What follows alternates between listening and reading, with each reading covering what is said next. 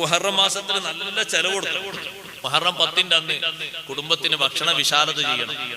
അന്ന് ഭക്ഷണ വിശാലത ചെയ്താൽ വസ്സഅല്ലാഹു അലൈഹി സായിറ സനതിഹി, ആ വർഷത്തിന്റെ ബാക്കിയുള്ള 11 മാസങ്ങളിലും അല്ലാഹു തആല ദാരിദ്ര്യം കൊടുക്കൂല, ഭക്ഷണ വിശാലത കൊടുക്കുമെന്ന് സയ്യിദുനാ റസൂലുള്ളാഹി. നമ്മൾ അതുകൊണ്ട് അമൽ ചെയ്യണം. ഇമാം ബുഖാരി തങ്ങളെ ഉസ്താദ് അമൽ ചെയ്തത്. ഇമാം ബുഖാരി തങ്ങളുടെ ഉസ്താദാണ് സുഫിയാൻ ഇബ്നു ഉയൈന റളിയല്ലാഹു അൻഹു. മഹാനവറുകൾ പറഞ്ഞു, ഈ ഹദീസ് അനുസരിച്ച് 50 കൊല്ലം ഞാൻ പ്രവർത്തിച്ചിട്ടുണ്ട്. ഫവജത്തുഹാ കദാലിക്, 50 കൊല്ലം എനിക്ക് ദാരിദ്ര്യം എന്ന് പറയുന്ന സംഗതി തന്നെ ഉണ്ടായിട്ടില്ല. നോമ്പ് നോറ്റാൾക്ക് അങ്ങനെ, നോമ്പ് നോൽക്കാത്ത ചെറിയ കുട്ടിനെ വിളിച്ച് എനിക്ക് എന്താ വേണ്ടി? കുട്ടി പറഞ്ഞു എനിക്ക് ആട്ടർച്ച വേണ്ടി.